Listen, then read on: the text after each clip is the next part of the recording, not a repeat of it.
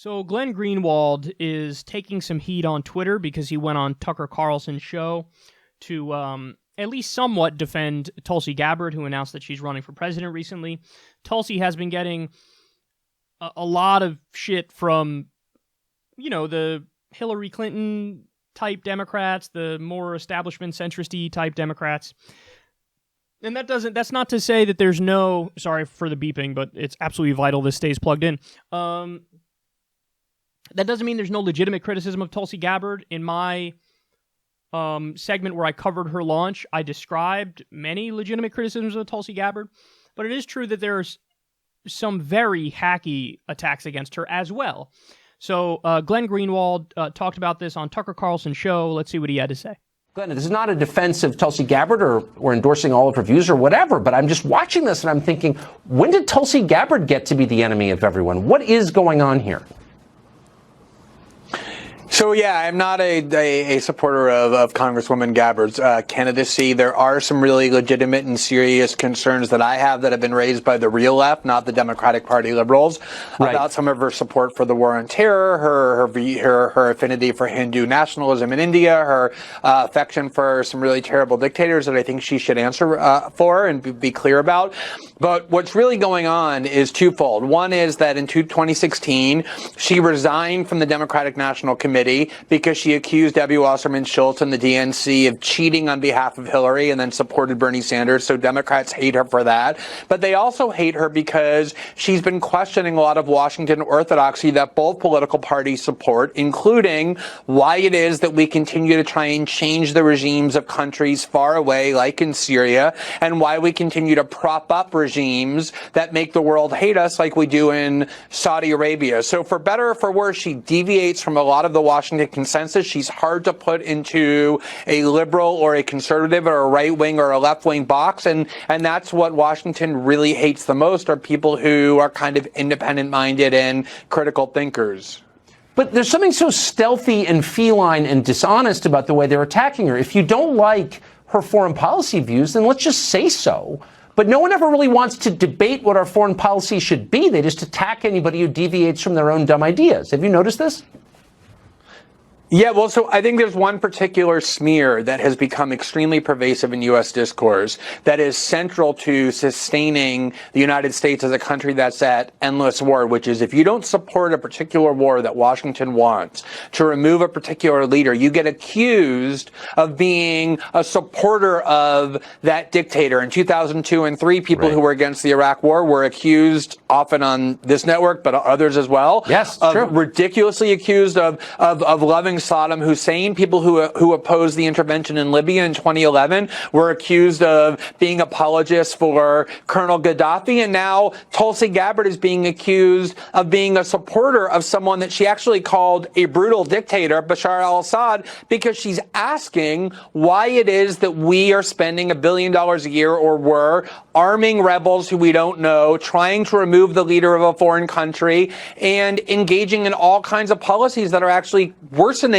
the security of the United States rather than helping them. You can criticize her, but to accuse her of being a supporter of, or a best friend of, as Claire McCaskill put it, Bashar al-Assad is just idiotic, but it's really toxic as well, because it's the kind of argument hauled out always to defend Washington foreign policy.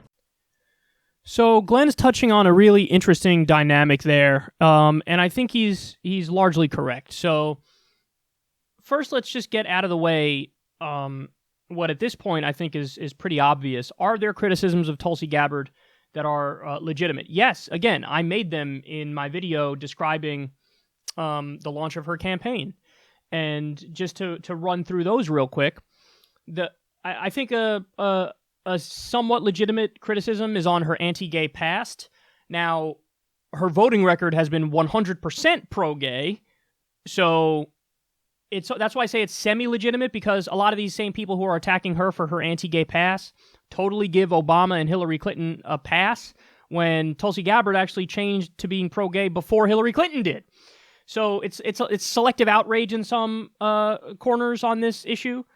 But it's still, I think, somewhat legitimate, because her strain of being anti-gay was particularly virulent back in the day. Like, she said stuff like homosexual extremists, which it honestly reminds me of like Ben Shapiro when she says stuff like that. But it's semi-legitimate, semi-not. It depends if the people who are attacking her on that are also always bringing up that other Democratic politicians agreed with her back then.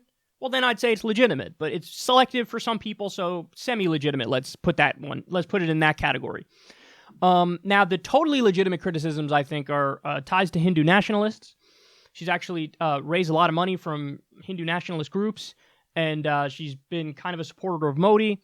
I think that's a legitimate criticism, even though there's also, pictures of her with Modi's top opposition leader, and he's secular, and Tulsi Gabbard has been pictured with that dude as well. I think a lot of people are using that to make it out like, oh, it's a wash. So she's got pictures with Modi, Modi, and people who are Modi's opposition, so it's okay. No, I still think it's a legitimate criticism, particularly because she actually has raised money from Hindu nationalists and has kind of been an apologist for Hindu nationalists. So I think that's a legitimate criticism. The other legitimate criticisms are, even though she's against regime change, interventionist wars, which I totally support, she's in favor of the drone war. She says she's a hawk on the drone war. Okay, I mean, Bernie's kind of the same, so it's a wash in terms of her being equal to even the other best Democratic candidates, but still a position that most on the left are against, so it's a fair criticism. Her votes on refugees, I think, have been questionable, fair criticism. And then to me, the biggest one is the torture apology that she did on Indian TV in, I think it was 2014, in response to the Senate torture report. She gave this tortured, no pun intended, explanation of, well, if it's a ticking time bomb and is to protect our country, then what am I going to do? I have to do it. I mean, that's just the dead wrong answer to give on that question. I mean, we don't need to go over it again in detail, but we did anal rape of fucking prisoners who were totally innocent. We did loud music torture, hypothermia torture, threw cold water on them, left them in a cold cell. Some of them died. I mean, we committed war crimes out and out. And these people weren't even guilty, they were innocent. But beyond that, the fucking ticking time bomb isn't, that's hypothetical garbage. We never know. We never have perfect information about something, and then we just have to torture. That's not a thing. And then also, many experts say torture doesn't even work, even if you try to do it. So she's just wrong on the torture stuff, totally legitimate criticism. Now, getting all that out of the way, what Glenn is pointing to, and again, he's right about this, is the strongest criticism against Tulsi Gabbard is over the DNC. What happened? Well, she knows Bernie Sanders got screwed. She stood up to the DNC. She called out all their fuckery. And a lot of partisan, hacky Democrats would never forgive her for that because she's not a team player. She's not a tribalist idiot. So that's what a lot of the hatred stems from, that she's stood up to the DNC, is against the broader Democratic Party, is willing to be independent-minded and break ranks with them in order to do the right thing. That's one of the reasons they hate her. But then probably even the bigger reason is they smear her as an Assad lover. There's a picture with her and Assad, and she had visited Syria. This is during the Syrian war. And remember, we have been trying to overthrow Assad. That's not up in the air. The U.S. has funded jihadist groups on the ground and supported them in their fight against Assad. And for Tulsi Gabbard to go and meet with Assad, listen, I'm in favor of any and all diplomacy to stop us, the U.S., from doing regime change wars. So am I mad that she went and spoke to Assad? No. Just like I wouldn't be mad if in 2002 she had gone and spoken to Saddam. She would think about how relentlessly somebody would have been smeared if in 2002, right before we launched the Iraq War, you had a Democratic congressperson, let's say, go visit Saddam and go talk to Saddam. Go do, this thing called diplomacy. Imagine. The reaction would have been this person is literally traitorous. You went and spoke to Saddam when we're now accusing him of doing 9/11 and he's the official bad guy and our official state enemy and we want to go fucking topple him. And you went to go visit the enemy? Now, meanwhile, looking back, if somebody did that, we all would understand now, Well, maybe that person was trying to diffuse the situation. Maybe that person was trying to negotiate and do diplomacy and make it so that we don't do a dumb, offensive regime change war against a country that didn't attack us. So that Tulsi Gabbard would go and talk to Assad. In no way, shape, or form does that make me go, oh, that's bad of her, that's wrong of her, she's an Assad apologist. She's an Assad apologist in the same way that people who were saying we shouldn't go into Iraq in 2002, in the same way that they're Saddam apologists. They're not. They're just not. And again, it's on the record that she called Assad a brutal dictator. The only reason she's smeared as an Assad apologist is because she's not down for the rah-rah regime change war. She's against the regime change war. So when you're against a regime change war, they're going to smear you. They're going to come after you. And they're going to tar you. They're going to act like, you're a traitor, you're with the enemy, you love authoritarians. What's so funny is that I think it's much more defensible to meet with some authoritarian leader who the deep state and the establishment literally wants to overthrow. It's way more defensible to meet with that person to try to diffuse the situation than it's defensible to yuck it up with the fucking Saudi royalty, who are theocratic dictators and who we're so close to, and we aid them and abet them in all their war crimes. So in other words, I'm more outraged by the U.S. leaders kowtowing to Saudi Arabia and aiding them in a genocide. I'm way more outraged by that than I am by a congresswoman going to meet with a dictator for a country that's not an ally that we're about to attack, and she's going specifically to try to diffuse and negotiate and do diplomacy and go on a fact-finding mission, because she's been to war. Tulsi Gabbard has been to war. She's a veteran. And now think about it. She's being smeared as the most unpatriotic. You're the most unpatriotic.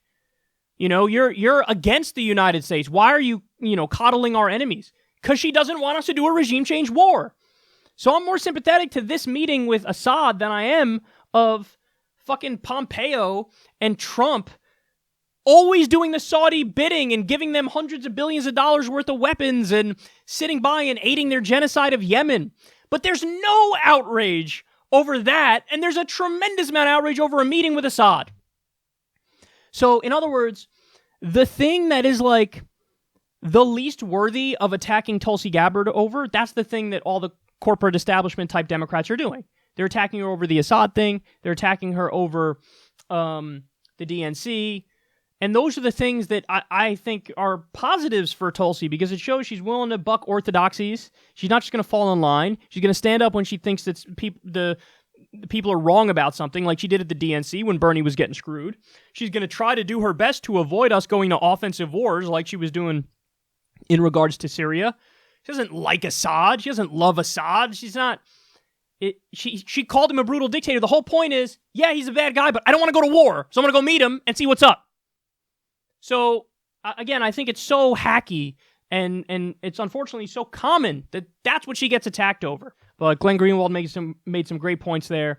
I think there are many super legitimate criticisms of Tulsi Gabbard, but it just so happens that most of the attacks against her are not legitimate. They're hack smears, and they make no sense.